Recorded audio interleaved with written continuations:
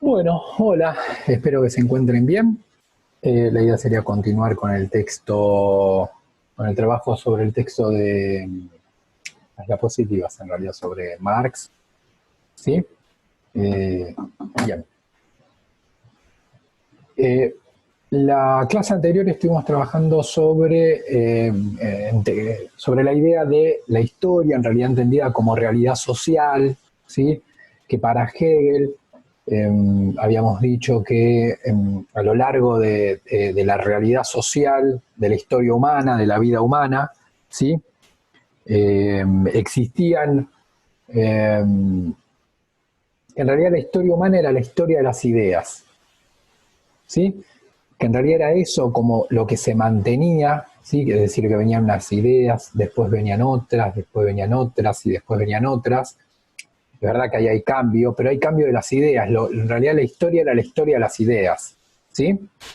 Eh, Como que lo que se mantiene a lo largo de la historia son las ideas, que obviamente van cambiando. Y eso, ese cambio de ideas hacen cambiar al mundo, ¿sí? La materialización de esas ideas, ¿sí? Eh,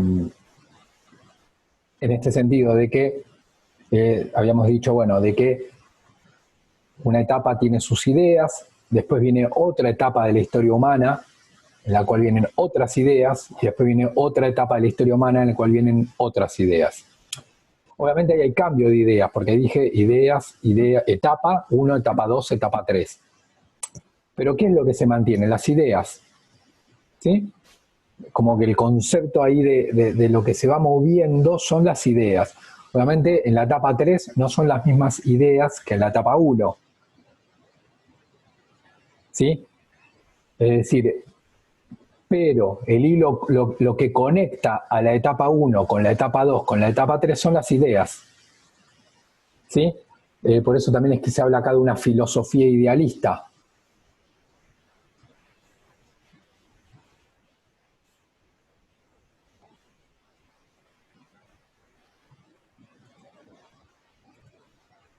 De una filosofía idealista, ¿sí? Una filosofía idealista de la historia, ¿sí? Es decir, la realidad humana en realidad tiene como corazón o como centro las ideas, ¿sí? Después está lo material, que sería la simple forma externa en que toma, es decir, la corporización de esas ideas, ¿sí? Las ideas es el motor de lo real. Bien, ahora, para Marx dijimos que eso no estaba de acuerdo en que la realidad era dialéctica, ¿sí? Había un momento de tesis, otro de contradicción y un momento en el cual se englobaban las ideas anteriores, es decir, como que de alguna manera se superaban. Era un momento, ¿se acuerdan? Dijimos de la síntesis como un momento integrador, es decir, integrador y superador, ¿sí? Es decir, esto que yo decía, etapa 1, etapa 2 y etapa 3, la etapa 3 sería la que integra y supera, integra la etapa 1 y 2 y las supera, que sería la etapa 3. Marx estaba de acuerdo en el concepto de dialéctica, pero para él, en realidad, entonces lo que ahora lo vamos a explicar, que es lo que él plantea como él toma el modelo hegeliano, pero lo da vuelta. Él dice, la base de la vida humana y de la historia, la base, es decir, la vida, la historia entendida como vida humana, ¿sí? Como realidad social, en realidad no me tengo que enfocar el núcleo, el corazón, no son las ideas. En realidad es la actividad práctica de los hombres. Eso es el corazón de la historia, es la actividad práctica. El ser humano es un ente práctico social en viva relación con la sociedad y con la naturaleza. Esto ya lo estuvimos hablando, ¿sí? De que el ser humano era relación con otros hombres y con la naturaleza. Como que a lo largo de la historia, en la etapa 1, en la etapa 2, en la etapa 3, lo que conecta a cada etapa, para Hegel eran las ideas, pero para Marx en realidad es la actividad práctica. Que obviamente esa forma de vinculación con la sociedad y con la naturaleza va cambiando. Eso práctico, esa praxis va cambiando. Como van cambiando las ideas. En la etapa 3 no tienen las mismas ideas que en la etapa 1.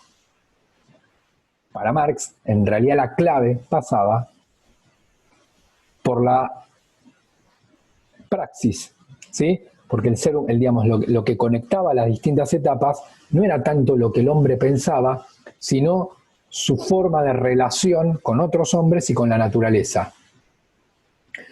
En realidad dice Marx que lo ideal, nosotros dijimos, bueno, para Hegel lo importante es lo ideal, que después se materializa, como que el hombre tiene la idea y después lo materializa.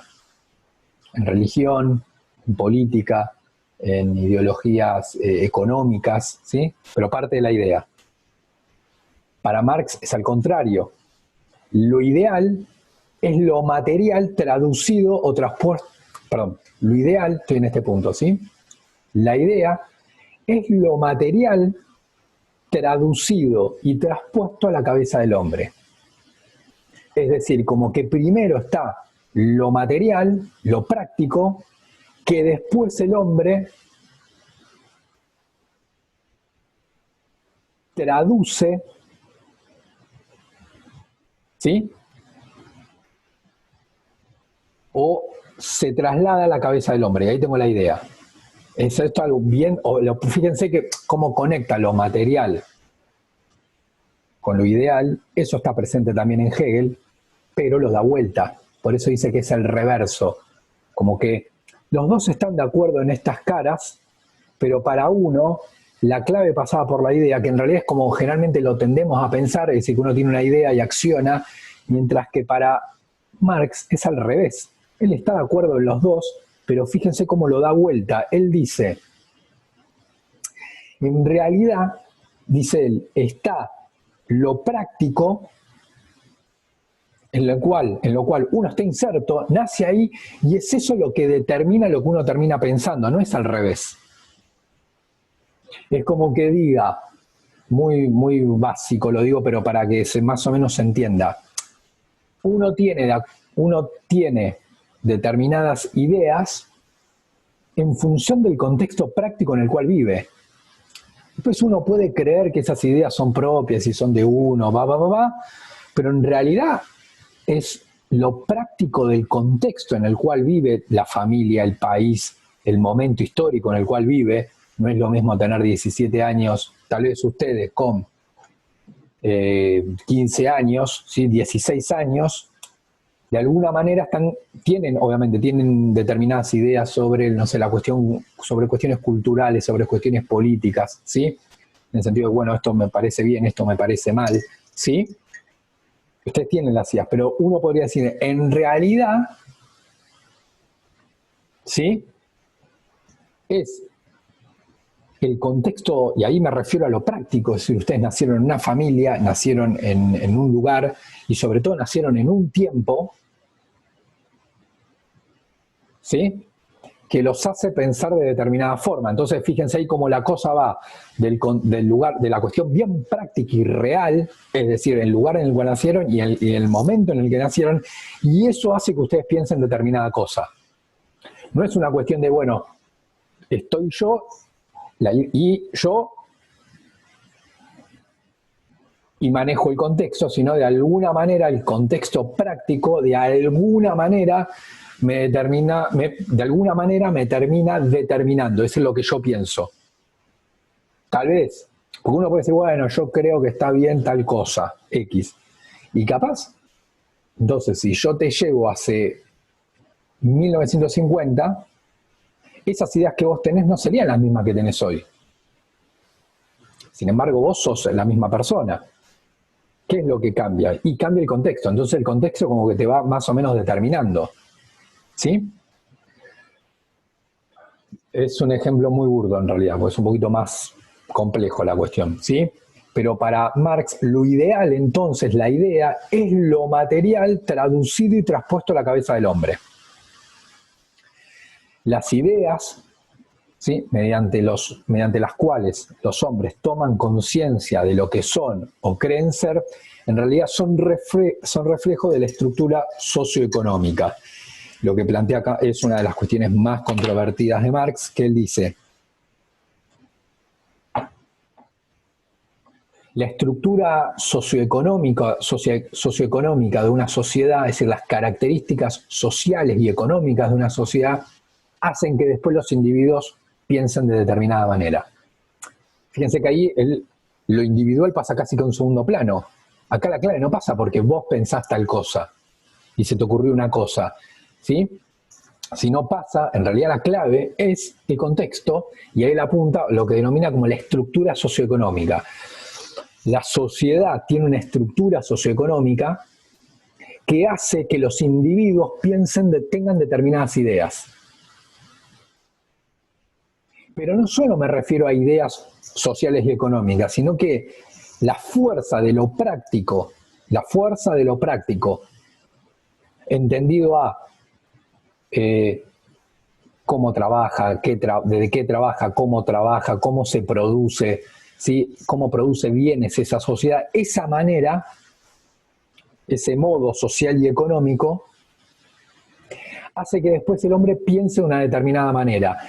Y piense la religión, la política, ¿sí? La filosofía, ¿sí? Las ideas culturales, ¿sí? La piense de una determinada forma. Pero como que habría, imagínense, como una pirámide, ¿sí? Como una pirámide. Yo no recuerdo si esto lo vamos a explicar después, perdón, ¿eh? Ah, bueno, sí, está conectado, bueno, ¿sí? Entonces, la estructura social y económica, después vamos a ver el tema de la pirámide. Hay como una base social y económica sobre lo cual se determinan, fíjense, acá tengo una base y acá tengo las ideas, ¿no? En realidad, estas ideas que yo tengo acá arriba son un derivado de esta base, que sería la estructura práctica social. Eso es bien material, me refiero a lo social y económico, es algo bien material y práctico y visible, ¿sí? Entonces, es decir, me refiero a cómo el hombre produce, cuánto produce, si produce para vender, si produce para autosuficiencia, si produce de más para vender en el mercado, ¿sí? El rol del comercio, si hay propiedad privada, si hay propiedad, no hay propiedad privada. Bueno, todo eso son relaciones bien materiales, a eso me refiero con materiales, ¿sí? Bien digamos, son relaciones bien materiales, ¿sí? Bueno, eso determina las ideas que se tiene, que estaría acá, ¿sí? Por eso digo una base. Si cambia la base, cambian las ideas. De alguna manera, no es lo mismo, pero es el ejemplo que yo les ponía, es decir, esto sería como el contexto práctico. Y ustedes están acá. Está bien, ustedes que están acá pueden pensar que piensan lo que piensan porque ustedes lo piensan, digamos, ¿no? Una cuestión cultural. Ahora, ¿qué pasaría si, por ejemplo, digo, no quiero poner ejemplos extremos, pero no sé, hoy estaría mal visto, ¿sí? Y uno dice, bueno, yo pienso que maltratar a los animales está mal, ¿sí? Y es una idea que yo tengo, y es una idea que yo siento que es mía, me pertenece, es mía. Yo tengo claro que pegarle a los animales está mal. Tal vez si yo te traslado, entonces, vos decís, bueno, es mía, es una idea mía. Está bien, pero tú ya está ahí, porque si yo te pongo en otro contexto, es decir, en 1850, capaz era regla común pegarle a los animales. Y si fuera una idea tuya en sí misma, se mantendría, pero muy posiblemente en otro contexto vos lo verías de otra manera. Entonces ahí hay como una base que determina las ideas que uno tiene. Para Marx, en realidad, esa base, ¿sí?, sería la estructura social y económica. Entonces, él dice, la frase que tienen ahí abajo es de él, que no es la conciencia,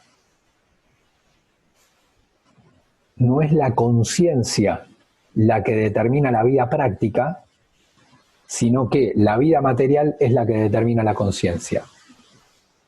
Es decir, en realidad que las ideas que tiene el hombre, no solo las ideas sobre economía, las ideas que tiene sobre economía, sobre política, sobre sociedad, sobre cultura, sobre religión, sobre arte, las formas de hacer arte, que fíjense que capaz no tiene nada que ver, pero Marx arriesga a decir que, por ejemplo, las formas de hacer arte de una sociedad está fuertemente vinculado a la estructura social y económica. Como que la base es la cuestión práctica socioeconómica y de ahí se derivan todas las demás ideas. Una filosofía, una religión, una forma de pensar la religión, una forma de pensar lo político, una forma de pensar lo cultural, una forma de hacer arte. Porque no es la conciencia la que determina la vida práctica, sino en realidad es al revés.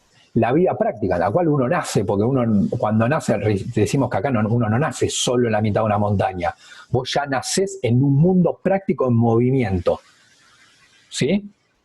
Es decir, es ese mundo práctico en movimiento el que determina tus ideas.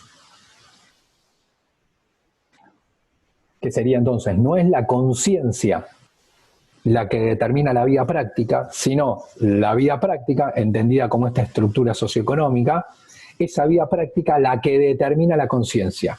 Nosotros muchas veces tenemos la idea de que, bueno, yo pienso una cosa y actúo, o cuando se estudia historia, por ejemplo, ¿no? Que fíjense que eso es una cuestión más hegeliana, capaz sin saberlo uno dice, bueno, no sé, Revolución Francesa, un par de tipos se juntaron en Francia, pensaron tal cosa e hicieron la revolución y transformaron la realidad. ¿Pero de qué parto ahí? En el enfoque hegeliano, de la idea. Yo dije, un par de tipos se juntaron y debatieron y tuvieron una idea y transformaron la realidad. Es decir, como que en realidad la idea cambió la realidad práctica. ¿Sí? Es un enfoque que y después vinieron otras ideas y modificaron la realidad. Y después vinieron otras ideas y modificaron. Y después esas ideas llegaron al Río de la Plata e hicieron la Revolución de Mayo. Pero fíjense que ahí que me estoy moviendo por las ideas que transforman la realidad. Para Marx no es así. Porque no es la conciencia la que determina la vida práctica, sino que la vida práctica, entendido como estructura socioeconómica, es la estructura, la realidad en la cual yo nazco y me muevo, es la que me determina a mí mis pensamientos. La marcha de la historia. Acá empieza un poquito más simple, ¿sí? Queda bastante, pero es mucho más simple, ¿sí? Se va terminando como la cuestión más filosófica, ¿sí? Bien, entonces, sigue la cuestión filosófica en realidad, pero se termina como la cuestión un poco más árida. La marcha de la historia, ¿sí? Entonces, recuerdo que tenemos que entender historia como no lo que pasó ayer para atrás, sino como realidad social humana, ¿sí? Eso es la historia. ¿Qué es la historia? La realidad social humana. Eso. Que pasó obviamente atrás, pero pasa ahora y va a pasar adelante, por lo menos hasta que exista el ser humano, ¿sí? Por eso también digo marcha de la historia, porque yo sé que, bueno, mientras haya hombre va a haber historia para adelante, digamos, ¿sí? Entendido como realidad social humana. Algo acá, por eso yo lo expliqué cuando hablamos de capitalismo, ¿sí? Ahí algo dije. Entonces, ¿qué es lo que planteé ahí? Entonces, ahí lo que dije es que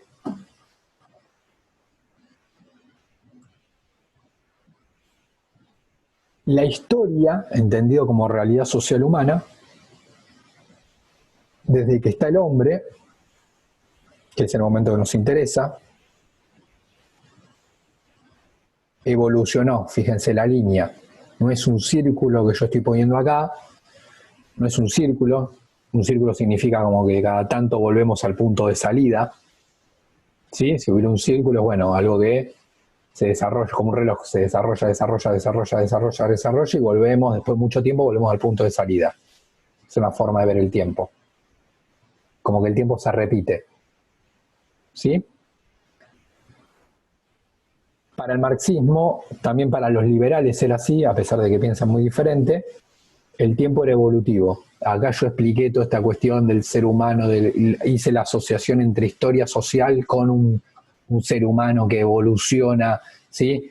Con el tiempo va evolucionando. Es decir, en la vida de un ser humano estaría como esta línea de tiempo, va evolucionando, incluso en contra de su voluntad, ¿sí?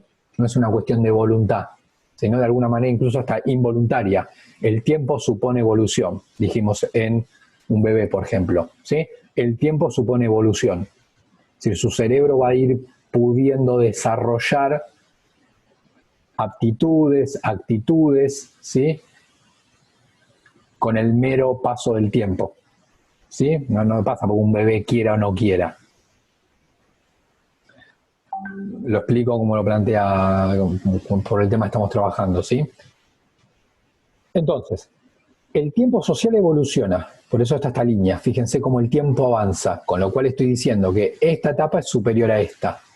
El feudal es superior a esta y el capital, por eso también lo puse con letra cada vez más grande, ¿sí? Porque el tiempo es evolutivo. Entonces, Marx dice, bueno, el tiempo es evolutivo, cada etapa es una superación de la anterior, como que yo diga, el cerebro de un chico de 2 años es superior al de 1, y el de 3 es superior al de 2, y el de 4 al de 3, es decir, va evolucionando, por eso cada vez está más grande. Y la historia en realidad está compuesta por modos de producción, esta definición ustedes ya la saben, así que no la voy a dictar. La historia en realidad, obviamente en la historia hay ideas, ¿sí? Acá pensaron algunas cosas, después acá pensaron otras, y acá pensaron otras, y el hombre va a seguir pensando ideas. Pero la clave no son las ideas son un derivado de los modos de producción. Que el modo de producción sería como esa cuestión práctica que yo dije antes, ¿no?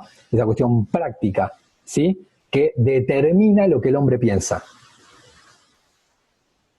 Son las formas en las cuales el hombre organiza el trabajo socialmente necesario y, ¿se acuerdan de esa definición que dimos? En cuanto a modo de producción. ¿Sí? Entonces, ¿cómo organiza el régimen de propiedad y cómo organiza el trabajo socialmente necesario? Eso se mantiene a lo largo del tiempo en el sentido que, para Hegel, lo que se mantenía eran las ideas, que después iban cambiando obviamente las ideas, pero el hilo, lo que conectaba a esta etapa con esta, eran las ideas. Las ideas van cambiando, ¿sí? Para Marx dicen, no son las ideas. Lo que conecta a distintas etapas, ¿qué es lo que yo tengo? Son modos de producción. Obviamente los modos de producción después van cambiando, como decimos, las ideas van cambiando. Digamos, en el sistema capitalista no se piensa lo mismo que en el feudal, ¿sí? Son ideas más evolucionadas. Marx dice, pero la clave pasa por los modos de producción. Acá hay un modo de producción, después viene un modo de producción superior a este, después viene un modo de producción superior a este, y después viene el capitalismo, que es un modo de producción superior a este. Con lo cual, esto sería como la base, después de acuerdo al modo de producción, por ejemplo, capitalista, se tienen determinadas formas de pensar la política, la filosofía, la religión, que es superior a el modo de producción feudal. Este es el modo de producción feudal con sus ideas, con su forma, con su filosofía, su religión, su cultura, pero hay como una superación.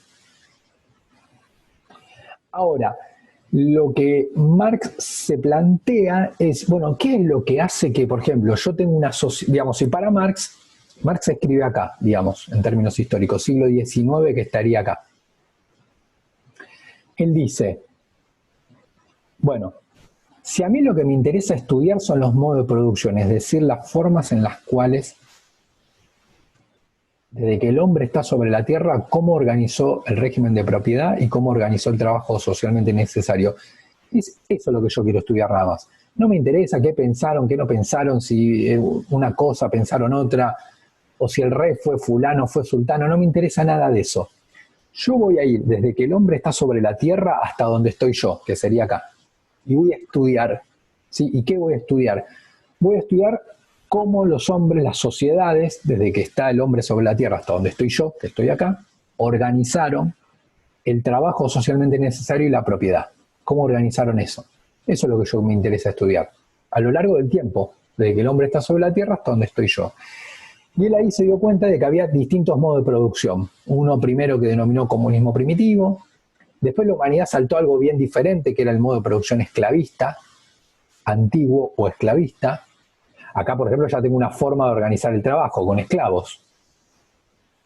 Pero después se dejó este sistema y la sociedad se transformó y se fue hacia un modo de producción feudal, que eso sí, ya lo supongo ustedes más o menos lo tienen claro, con lo que vieron en segundo año y con lo que vimos las primeras clases del feudalismo, transición, capitalismo. Y después hubo una transición. Fíjense que acá no anoto, pero siempre hay como una transición porque no se da de un año a otro. Y la sociedad cambió la forma de organizar la producción feudal y se fue hacia una forma de organización de la producción, del una forma de distribuir el trabajo socialmente necesario y una forma de producir no feudal sino capitalista. Porque para que ustedes vean una diferencia muy importante. Acá en realidad el que trabajaba, ¿se acuerdan? Era el siervo, que estaba obligado a trabajar, era un estamento de la sociedad feudal. Y el tipo no era libre. Y acá el tipo es libre, el trabajador es libre, por lo menos para la ley es libre. Puede cambiar de país si quiere, puede mudarse, puede cambiar de trabajo, ¿sí? Y acá en realidad el tipo le pagan. Entonces fíjense que hay una forma de organizar el trabajo diferente. Ni hablar si lo comparo con un esclavo. ¿Sí? Entonces, y Marx pensaba que esas formas de organizar el trabajo cada vez eran más evolucionadas, porque obviamente es muy superior un hombre, para un trabajador incluso, que Marx estaba viendo como en la Revolución Industrial los trabajadores la pasaban re mal. Pero Marx dice, es superior igual, por dónde está lo evolutivo, que incluso para un trabajador, dice, por más que Marx está viendo la Revolución Industrial, que le pagan mal, es un desastre, trabaja 10.000 horas, le pagan re mal. Muchos dormían en la fábrica y al otro día se levantaban y seguían trabajando y después dormían en la fábrica y seguían trabajando, desastre. Pero el tipo dice, Marx, es mucho más evolucionado eso, que por lo menos el tipo es libre, al esclavo. Entonces ahí hay como una evolución, ¿sí? Incluso para el trabajador. Ahora, Marx plantea, dice, bueno, ¿qué es lo que hace que en algún momento este modo de producción se agote y pase a este? Porque yo lo que puedo ver a lo largo de la historia, yo estoy parado acá, que sería mediados del siglo XIX, 1850. Miro para atrás y ¿qué conclusión puedo sacar? Que la historia, entendida como realidad social, no se mantiene fija, sino que va cambiando.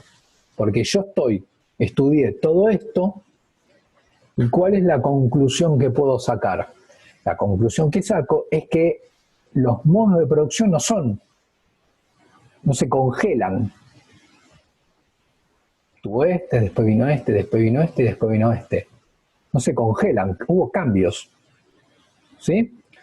No, repito, a Marx no le interesó, quién era el rey, quién era la esposa del rey que se casó con quién, o la guerra. El tipo no estudia nada de eso. El tipo lo que le interesa estudiar es la forma de organizar el trabajo y la forma de organizar el régimen de propiedad. Eso es lo único que a él le interesa estudiar. Él está acá, lo rastrea a lo largo de la historia, y la primera conclusión que saca, que le muestra la historia, es que los modos de producción no son congelados. Es decir, que cambian. Hay cambios.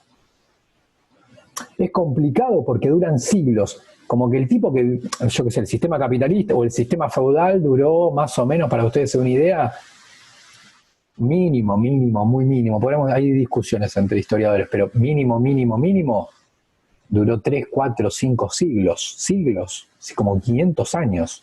Imagínense, generaciones, mínimo 500 años.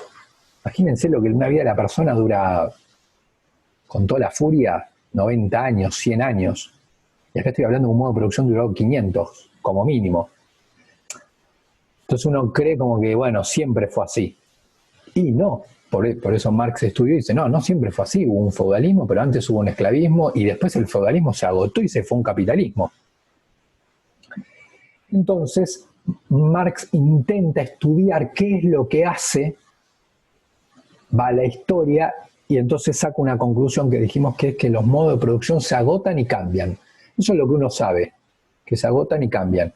Ahora entonces él intenta estudiar ¿qué es lo que produce el cambio? ¿Qué es lo que pasa? No sé, ¿qué hace que un modo de producción se agote y cambie? Y Marx ahí plantea que son las contradicciones. Ahí vuelve como esta idea, fíjense cómo van cerrando la cuestión filosófica con lo económico, con la historia.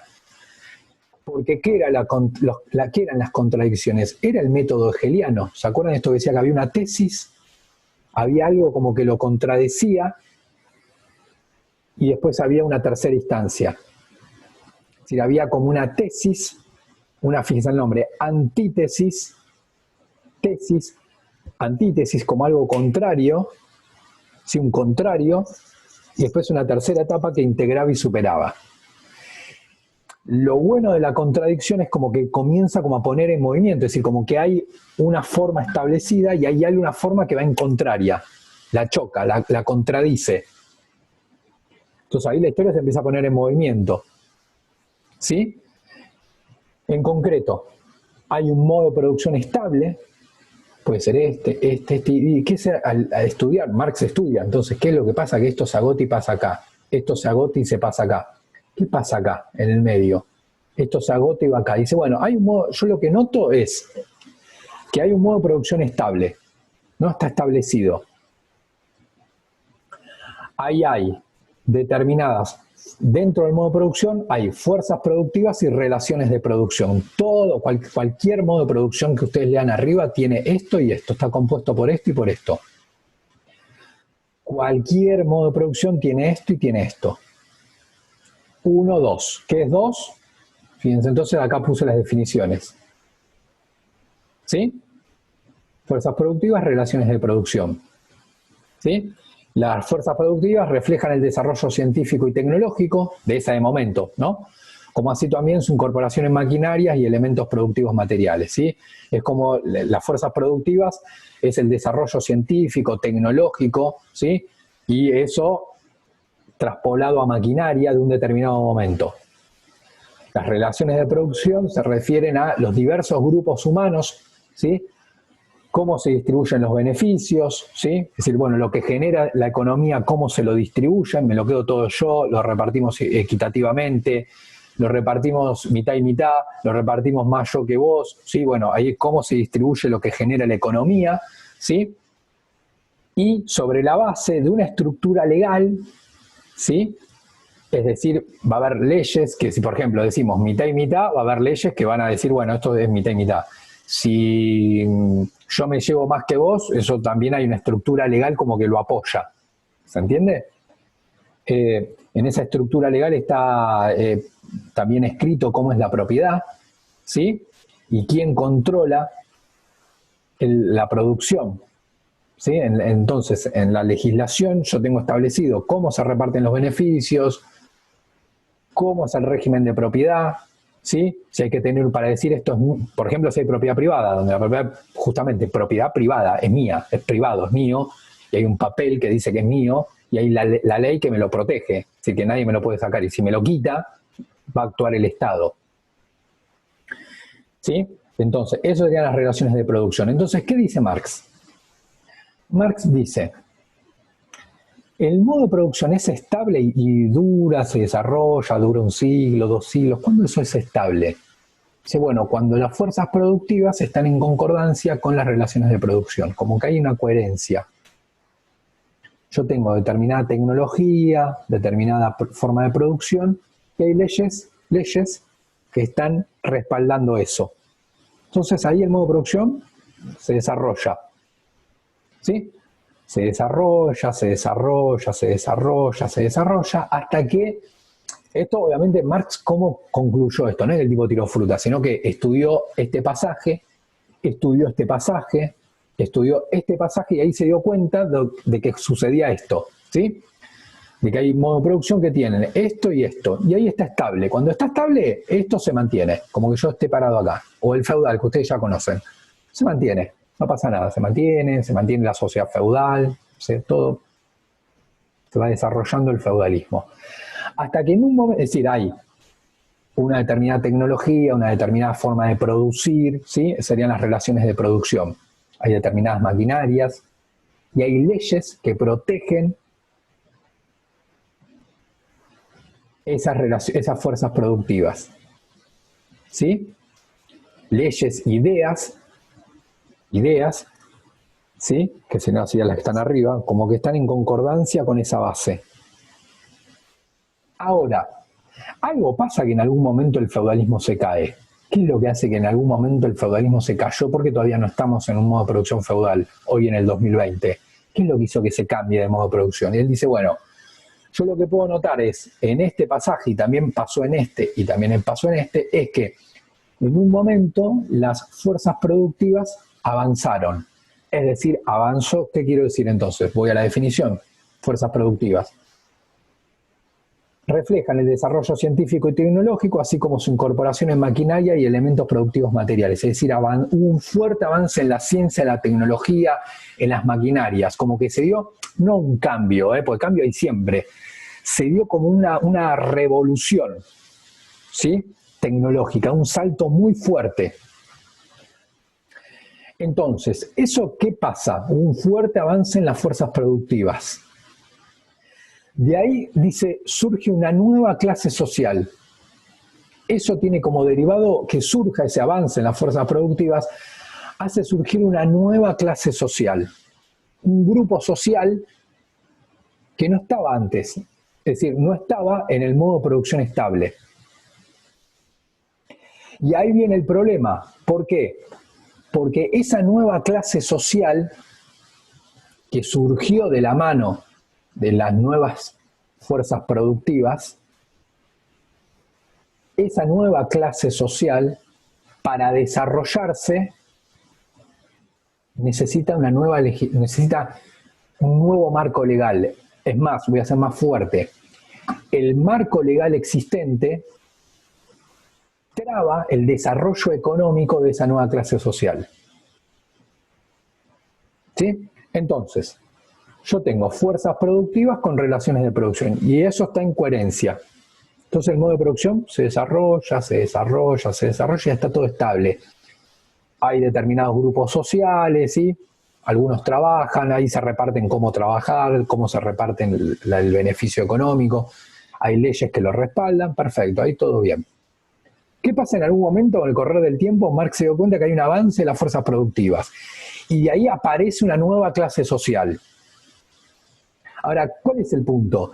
Es que la capacidad de acumulación de riqueza de esa nueva clase social no se da en el marco legal que ya existía, como que las leyes que existen lo traban, como que ese sector social se quiere, como que, una metáfora, ¿no? Pero como que es un sector social que su cuerpo crece y la ropa ya no le entra, ¿sí? Como que entonces la ropa lo intenta como aprisionar, ¿sí? Esa clase social necesita desarrollarse, pero la legislación, como es del modo de producción que estaba, lo traban.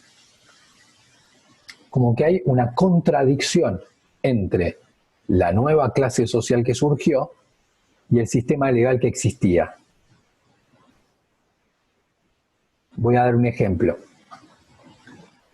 Es una clase social que ustedes ya conocen. La clase social, por ejemplo, que surgió del modo de producción feudal, es la burguesía. Estaban los señores, que era el sector dominante, el más importante y los siervos, ¿sí?, que estaban abajo. Perfecto, ahí era un modo estable. Había dominación de uno sobre otro y eso funcionó. De repente un avance de las fuerzas productivas y surgió una nueva clase social, que es la burguesía. El problema era que para esa burguesía, que comienza a acumular riqueza, las leyes del feudalismo no le servían, trababan su desarrollo económico. Porque, por ejemplo, por eso con este ejemplo va a salir,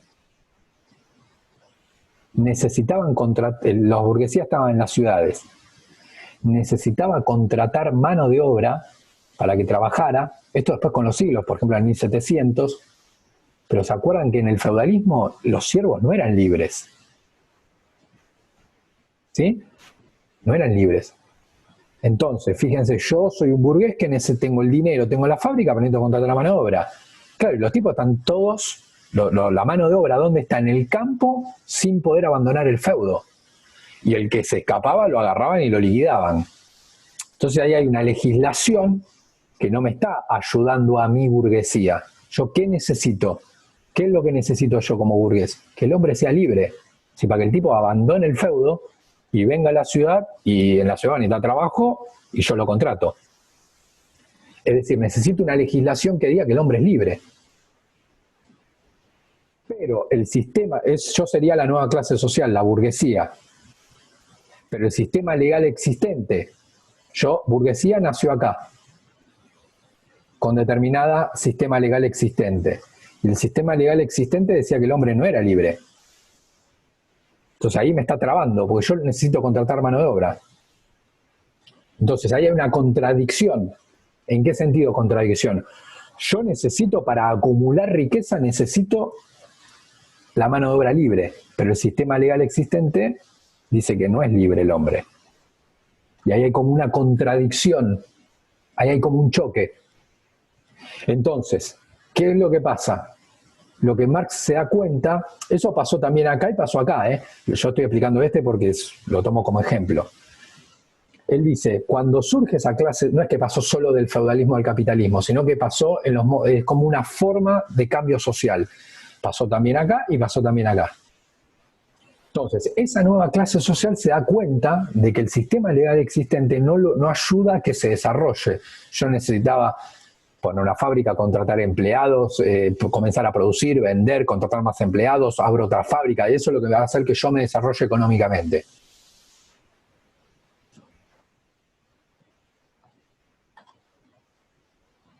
Entonces, ¿cómo termina esa historia? Dice, inevitablemente se va hacia una revolución social. Ese nuevo sector, que es el más moderno, es el más moderno, la burguesía comienza a acumular riqueza, ¿sí? Y dice, mira, todas estas leyes le sirven a los señores feudales, pero a mí no me sirven, hay que cambiarlas. Obviamente, esa transformación de legislación no se hace por las buenas. ¿Por qué? Porque obviamente al señor, a la nobleza, esas leyes les reservía. La ley que decía que el siervo no se podía ir del feudo, le servía mucho al señor, ¿sí? Porque el tipo estaba en el castillo, no trabajaba y el siervo trabajaba por él. Entonces, obviamente no iba a decir, sí, cambiemos la ley, no pasa nada. No, al contrario, esta ley no se cambia. Y la burguesía que decía, sí, esta ley se cambia. Y los señores que decían que no. Y la burguesía que decía que sí, que había que modificar las legislaciones. Entonces, ¿qué es lo que realmente se produce? Una revolución social. Acá yo estaba hablando de la fuerza, de violencia, ¿sí? Una revolución social que buscara eliminar el sistema legal existente, ¿sí? El que existía, y obviamente no es que no dejar ley, sino había que establecer, ¿sí? Establecer un nuevo sistema legal que sirviera no a todo el mundo, que le sirviera a esa burguesía. Es decir, que le sirviera a esa nueva clase social. Entonces, ¿cómo cierra esta historia? Que vos tenés unas nuevas fuerzas productivas, porque habían avanzado, con un nuevo marco legal, a partir de se estableció un nuevo marco legal, y si vos tenés, les pregunto a ustedes, nuevas relaciones de producción con un nuevo sistema legal, ¿qué es lo que tenés? Un nuevo modo de producción, como que vos avanzó de acá para acá, y vos llegás otra vez acá.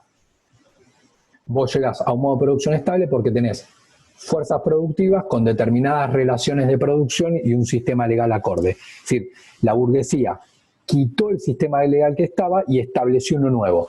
Y ahí vuelve a estar como en concordancia, ¿se ve? Como que esta burguesía había un sistema legal que era que lo borra a partir de una revolución y establece uno nuevo. Y ahí está en la misma línea. Ahora,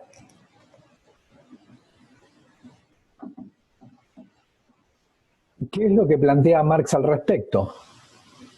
¿Sí? Que acá Marx habló de pasado, ¿no? Fíjense, yo dije Marx estaba acá y él mira para atrás y estudia la historia y va sacando conclusiones. Primera conclusión, la historia no está congelada. La historia, entendida como realidad social, como modo de producción, va cambiando. Después el tipo estudió qué es lo que hace, por qué no está congelada la historia, qué es lo que hace que cambie, las contradicciones. En algún momento se da un avance de las fuerzas productivas, una nueva clase social, y a partir de una revolución social, es decir, de la revolución, porque no digo solo revolución y digo revolución social, porque es un grupo social, en este caso la burguesía, no es un tipo, no es un partido político, no es una ideología, sino que es un grupo social el que se revoluciona y transforma el sistema legal existente y lo pone acorde a sus intereses. Y entonces ahí vuelve a estar otra vez todo en concordancia. Las fuerzas productivas con las relaciones de producción vuelven a estar en concordancia, pero en realidad subiendo un escalón. Por esto que decíamos que, en realidad, No es que están acá y después se vuelve, sino como que yo diga, está acá, esto avanza, entonces esta legislación no le sirve y lo hace avanzar, listo. Fíjense, acá vuelven a estar en equilibrio, pero no es como estaba acá, sino que hay un avance. Esto que decíamos, por ejemplo, para los trabajadores, la legislación capitalista que deriva del capitalismo es mejor a la del esclavismo. Como la del esclavismo estaría acá. Se avanzó feudalismo, capitalismo. Es decir, Marx sacó dos conclusiones, que la historia no está congelada, hay cambios, y estudió cómo se producen esos cambios. Es decir, que en algún momento hay un avance de las fuerzas productivas,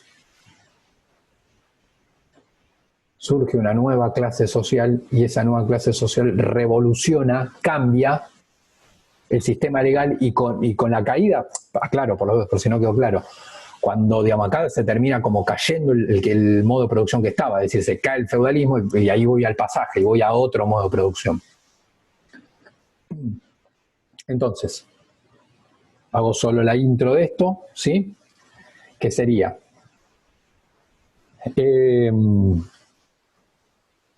cada modo de producción, ¿sí?, representa un progreso respecto a los anteriores, esto ya lo dijimos, ¿sí?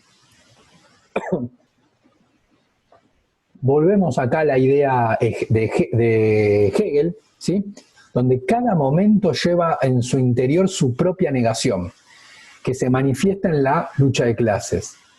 Esto puede parecer complicado, es muy simple, porque fíjense, en el feudalismo, por ejemplo, repito el ejemplo que ustedes ya saben, tiene una estabilidad, que es los señores y los siervos, que trabajan para los señores, como que eso está estable.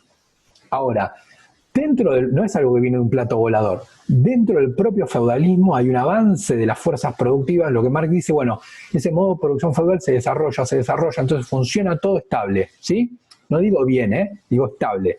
Están los señores, están los siervos trabajan para los señores, y eso funciona, se produce, esa sociedad camina, se desarrolla, hasta que surge un avance en las fuerzas productivas, y ahí surge una clase social, que dijimos que era la burguesía, que no se queda conforme con este sistema feudal, sino que impulsa, es decir, dentro del feudalismo surge el grupo social que va a destruir el modo de producción en el cual nació. Y ahí está la contradicción. Obviamente, creo que ustedes se puedan dar cuenta que es contradictorio. Es decir, dentro del mismo modo de producción surge una clase social, porque no es que es un grupo social que viene de otro modo de producción o viene de afuera.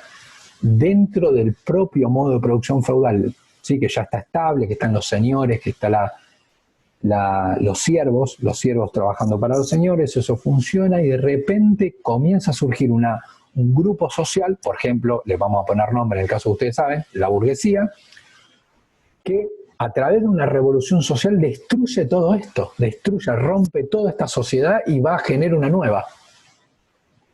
Y ahí está lo contradictorio. Dentro de acá surge un grupo social cuya función va a ser destruir esto. Por eso, ¿se acuerdan que hablamos de tesis, antítesis, tesis, contradicción, cambio? ¿Sí? Como que, dice, cada momento histórico lleva en su interior su propia negación. Digamos, surge un sector social que lo va a negar a esto y lo va a destruir. ¿Sí?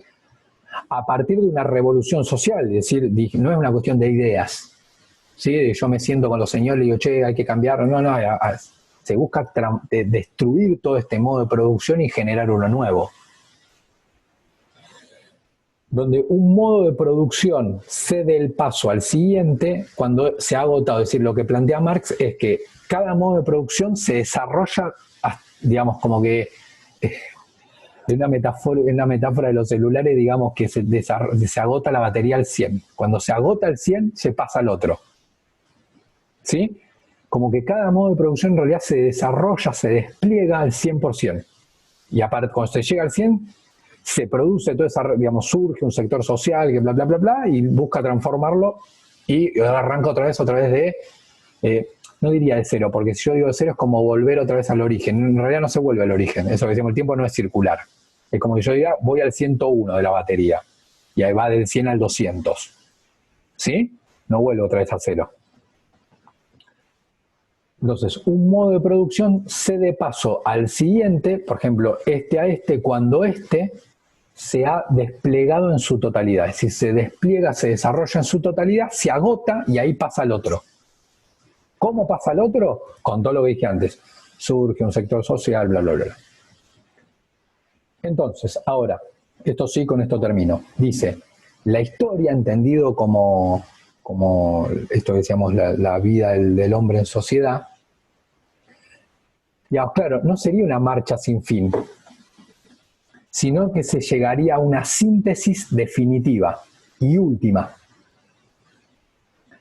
Esta le daría inicio a la historia de la humanidad. Marx lo que dice ahora, lo que él, dado todo su estudio, lo que dice es, pero entonces, ¿qué? Al estudiar todo esto dice, bueno, lo que va a pasar es que va a venir un modo, después vino otro, después vino otro. Esto es lo que yo sé porque lo estudié, esto pasó.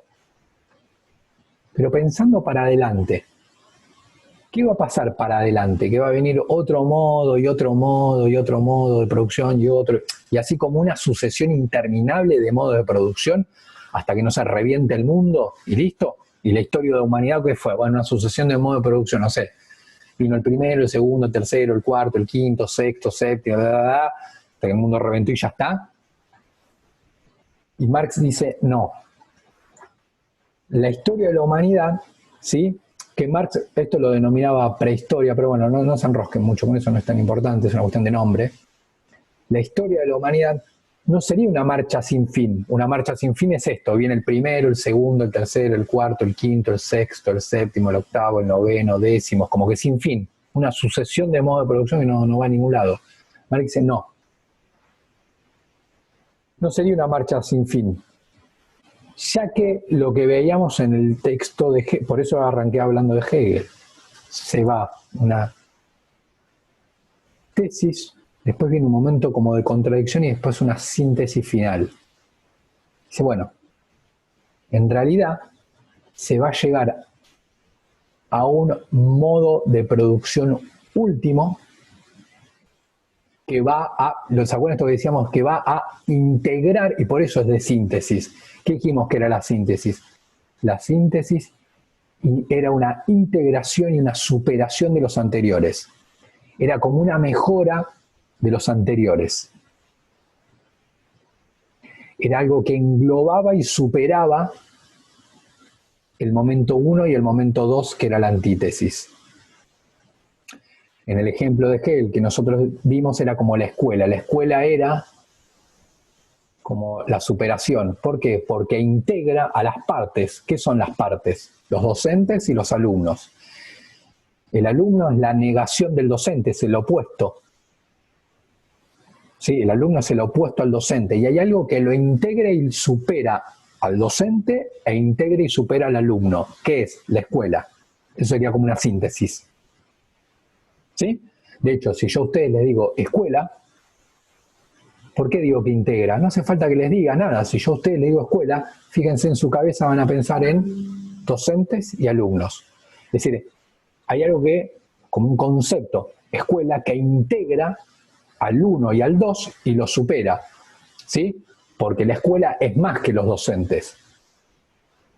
Y la escuela también es más que los alumnos. Es algo que integra todo. Entonces, en la historia de la humanidad, dice Marx, va a pasar lo mismo.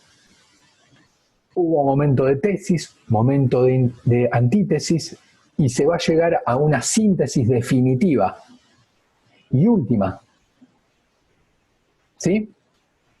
Como que se va a llegar a un momento en el cual de síntesis que integre y que supere todos los modos de producción anteriores. ¿Se acuerdan que cada modo de producción es superior al anterior? Entonces, este es superior a este es superior a este es superior a este, y este es la superior a este. Es decir, este va a ser el modo de producción que va a integrar y a su vez va a superar a todos los anteriores. ¿Sí? ¿Cómo se iba a llegar a este modo de producción? tenía que pasar lo que pasó con todos los anteriores. En realidad, ¿sí? Con esto sí cierro, ¿sí? En realidad por eso es que Marx estudia la historia, no por una cuestión de estudiar la historia porque sí, sino de alguna manera para tratar de intuir qué es lo que iba a pasar para adelante. Marx no, como que si yo tengo que poner la vida de Marx es acá, listo, acá se muere. Pero el tipo estudió todo esto, no tanto para escribir de historia, sino de alguna manera para intentar entender qué es lo que iba a pasar para adelante. Ahora, entender qué es lo que iba a pasar para adelante, pero no tirando fruta, porque a mí me parece que tal cosa, no, para mí para adelante, Marx está acá y muere acá, pero para adelante para mí va a pasar esto por todo lo que yo estudié. Es decir, yo acá vi que, por ejemplo, ¿qué vi? Que hay cambios de modo de producción y se dan de determinada manera. Entonces, ¿qué va a pasar para adelante? Lo mismo. Va a pasar esto. ¿Qué va a pasar con el capitalismo? Marx muere en un sistema capitalista, no ve más allá. De hecho, todavía seguimos en un modo de producción capitalista la humanidad. Pero Marx ve que el capitalismo tiene fuerzas productivas y relaciones de producción. ¿Y qué es lo que iba a pasar? Que iba a surgir una nueva clase social que a partir de una revolución social iba a destruir el capitalismo. Repito que esto él lo escribe, pero no porque lo esté viendo, porque eso sí que él no lo vio. Pero ¿por qué él escribe eso? Porque analizó, porque estudió justamente todo esto, donde vio que, por ejemplo, lo que había sucedido, que estaba esto, surgió una nueva clase social que destruyó el modo de producción en el cual estaba. Por ejemplo, la burguesía nació acá y destruyó esto. Y él dice, en realidad ya, y con esto sí termino, en el capitalismo ya surgió la clase social que va a destruir el capitalismo. ¿Sí?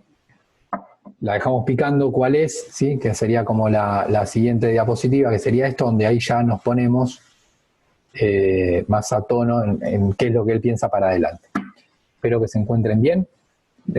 Nada, pueden fragmentar los videos si les hace muy largo y pueden preguntar o hacer dudas o consultas. Espero que se encuentren bien. Adiós.